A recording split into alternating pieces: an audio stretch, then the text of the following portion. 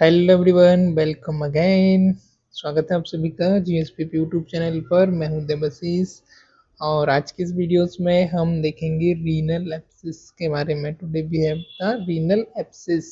What is the renal abscess? Causes of renal abscess, risk factor, clinical manifestation, then after that diagnostic test and finally हम बात करेंगे management, treatment and surgical management और finally nursing management के बारे में। Alright, तो चलिए let's begin. Renal abscess क्या है? Renal abscess is the complication of kidney infection. Alright, renal abscess क्या है? आपका कॉम्प्लिकेशन है आपका किडनी इन्फेक्शन का, जिसमें क्या होता है आपका pus develop inside the tissue of kidney to form abscess. Alright, तो रीनल एब्सिस क्या है? आपका कॉम्प्लिकेशन है एक किडनी डिसीज का, किडनी इन्फेक्शन का, जिसके अंदर क्या होता है आपका पस का डेवलपमेंट होना। क्या होना? पस का डेवलपमेंट होना। कहाँ पर? Inside of the kidney to form abscess.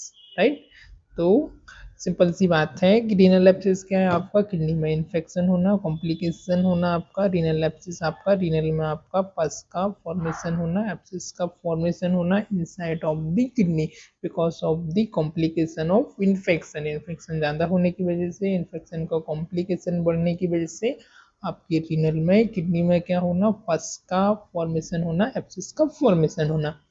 इसका कॉजेस क्या है, किस वजह से होता है? तो फर्स्ट है आपका इन्फेक्शन ऑफ यूरेटर। किस वजह से होता है? आपकी इन्फेक्शन होना यूरेटर में, उसकी वजह से हो सकता है। सेकंड जो होता है bladder and urethra. Right, infection आपका होना यूरेटर में, ब्लैडर में, यूरेथ्रा में इन्फेक्शन होना। किससे? बैक्टीरिया से। कौन कौन से बैक्टीरिया हो सकता है? ई कोली, क्लेब्सिलिया और प्रोटियस। राइट, राइट, किसकी वजह से हो रहा है आपको? Infection of ureter, infection of bladder, infection of urethra ना। ये क्यों हो रहा है आपका? बैक्टीरियल इन्फेक्शन की वजह से। कौन से बैक्टीरिया की वजह से हो रहा है आपका? ई कोली हो गया, क्लेब्सिलिया है, प्रोटियस है। ये बैक्टीरिया की वजह से आपको इन्फेक्शन होना। अब इसका रिस्क फैक्टर क्या है? किस किस रिस्क की वजह से आपको हो सकता है? डायबिटीज पेशेंट हो गया ना, मतलब किस पर्सन को, किस व्यक्ति को इसमें, किस पेशेंट को रिस्क ज़्यादा होने के चांस होते हैं? तो फर्स्ट है आपका diabetic patient due to impaired immunity. Right, तो क्यों होता है डायबिटिक पेशेंट में? उनकी जो इम्यूनिटी है वो क्या होती है? इम्पेयर्ड हो जाती है, इम्यूनिटी उनकी वीक हो जाती है। तो इसकी वजह से डायबिटिक पेशेंट में होने के चांसेस ज़्यादा होते हैं। अब अगला आपका रिस्क फैक्टर है प्रेग्नेंट वुमेन्स। ऐसी महिलाएं जो कि प्रेग्नेंट है, गर्भवती है, उनको होने के चांसेस भी ज़्यादा रहते हैं। उसके बाद है आपका if person have chronic kidney disease, kidney transplant, hospital acquired urinary infection. Alright, तो इस पेशेंट में ज़्यादा रहते हैं यदि उन्होंने आपका, उनको क्रॉनिक किडनी डिसीज हो, बहुत लंबे समय से उनको किडनी की कोई डिसीज हो, किडनी उनकी ट्रांसप्लांट हुई हो, या फिर हॉस्पिटल एक्वायर्ड यूरिनरी इन्फेक्शन हो गया, हॉस्पिटल में एडमिट होने की वजह से उनको हॉस्पिटल एक्वायर्ड यूरिनरी इन्फेक्शन हुआ हो, तो उस केस में, उस चांस में होने के चांसेस ज़्यादा होते हैं। राइट, तो किस किस पर्सन को होते हैं? पर्सन है क्रॉनिक किडनी डिसीज, बहुत समय से उसको कोई किडनी डिसीज है, किडनी का ट्रांसप्लांट हुआ है, हॉस्पिटल एक्वायर्ड कोई यूरिनरी इन्फेक्शन हुआ है, यूटीआई वगैरह हुआ है, तो उस चांसेस में पस के फॉर्मेशन होने के रिस्क फैक्टर ज़्यादा होता है।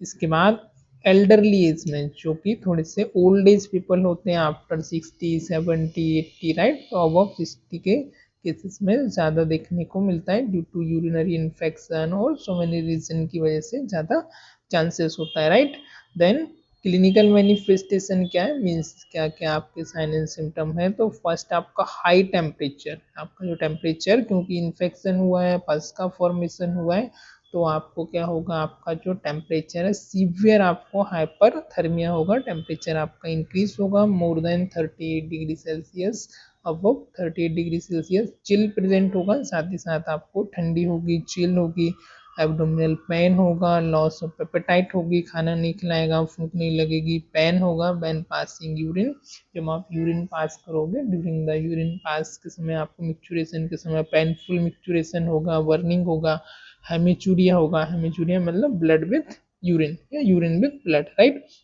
तो हेमिचूरिया होगा, हाइपोटेंशन होगा, पेल स्किन एंड टेकिकार्डिया होगा। This are the sign of सेप्टिमिया।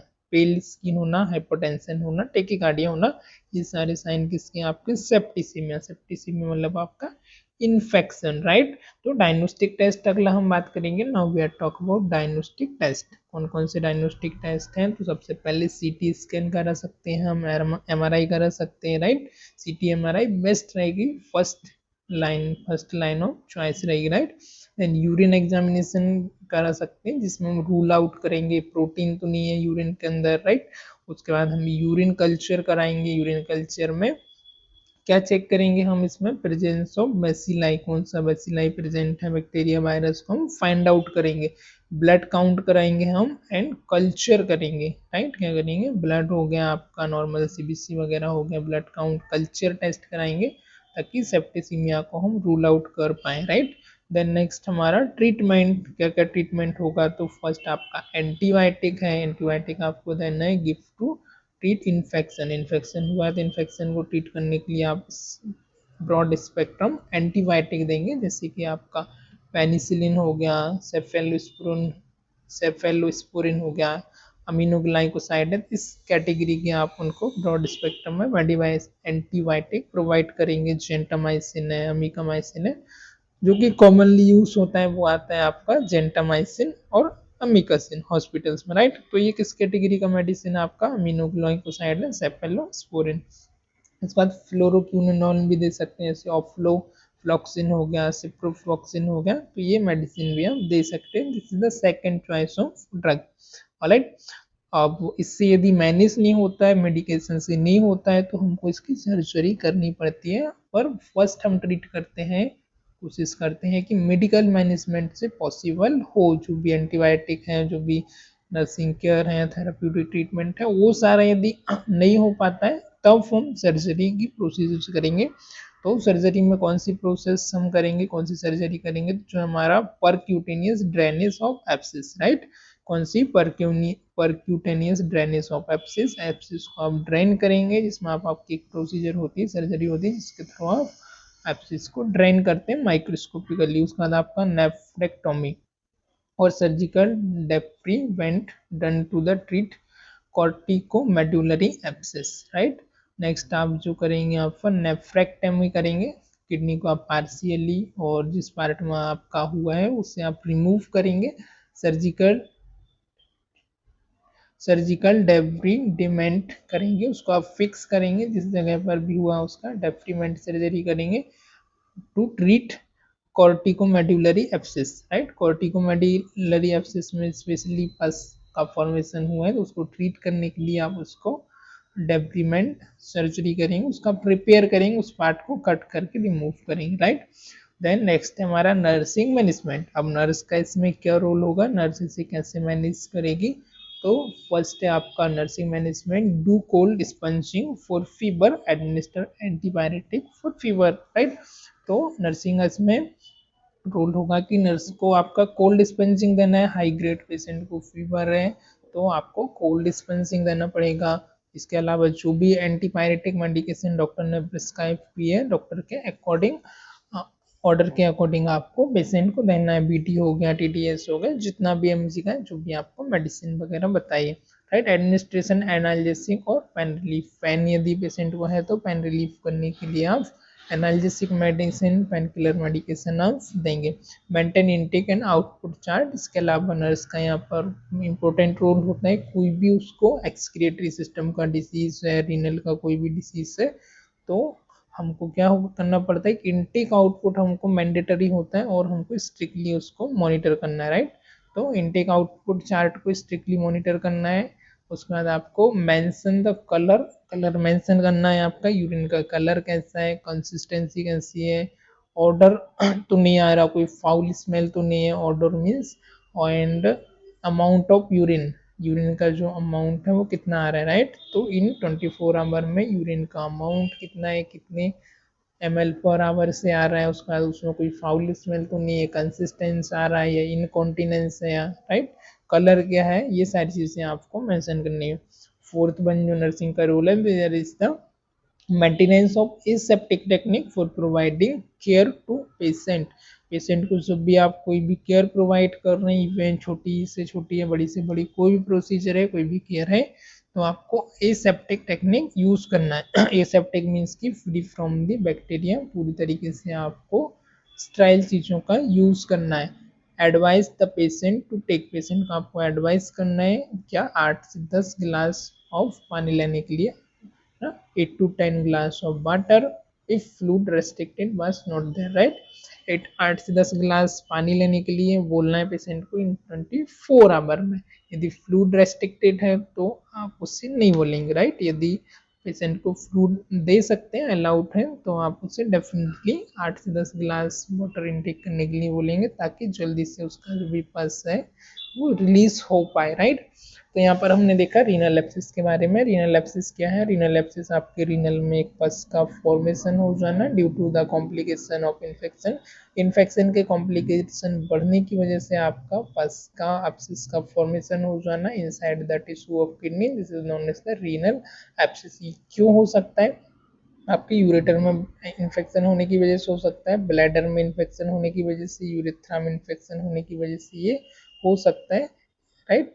किस किस पर्सन को ये हो सकता है? तो हमने देखा कि डायबिटीज़ में हो सकता है, प्रेग्नेंट वुमन में हो सकता है, और हमारा ओल्डर एडल्ट में हो सकता है, और ऐसे पर्सन में हो सकता है जिनका किडनी डिसीज हो, प्रोलॉन्ग टाइम से किडनी ट्रांसप्लांट हुआ हो, या फिर हॉस्पिटल एक्वायर्ड यूटीआई इन्फेक्शन हो, राइट। और क्या क्या इसके साइन सिम्टम होंगे? तो सबसे फर्स्ट आपको हाई ग्रेड फीवर होगा, एब्डोमिनल पेन होगा, लॉस ऑफ एपेटाइट होगा, पेन व्हेन पासिंग यूरिन, जब भी यूरिन पास करेंगे पेन होना, हेमेचूरिया होना, हाइपोटेंशन होना, टेकिकार्डिया, पेल स्किन होना, this is the sign of septicemia. Diagnostic में हमने देखा कि भाई सीटी स्कैन करेंगे हम, और MRI, this is the first line of diagnostic test.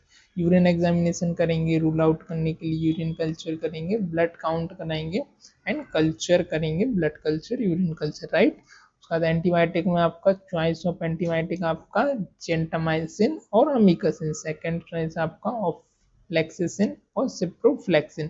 Surgery यदि इनकेस मेडिसिन से नहीं होता है तो जो हमारी सर्जरी रहेगी, फर्स्ट हमारा परक्यूटेनियस ड्रेनेज, देन हमारा नेफ्रेक्टोमी पार्शियल, और सर्जिकल डेफ्रीमेंट फिक्स करना उसको कॉर्टिकोमेडुलरी एब्सिस को। ऑलराइट, नर्स का इसमें क्या क्या रोल रहेगा? स्पंजिंग देना है, कोल्ड स्पंजिंग, फीवर है तो जो भी एंटीबायोटिक मेडिकेशन है वो एडमिनिस्टर करना है। उसके बाद एनाल्जेसिक मेडिकेशन देना है, पेशेंट को कंफर्टेबल इन्वायरमेंट प्रोवाइड करना है, इनटेक आउटपुट को स्ट्रिक्टली मैनेज मॉनिटर करना है। उसके बाद तो आपका मेंशन करना है उसका कलर क्या है, कंसिस्टेंसी क्या है, राइट। एंड एसेप्टिक टेक्निक से ही जो भी प्रोसीजर करेंगे, केयर देंगे, वो आपको करना है। पेशेंट को एडवाइस करना है 8 से 10 ग्लास ऑफ वाटर लेने के लिए, right. I hope you enjoying this lecture, right? I hope you understood.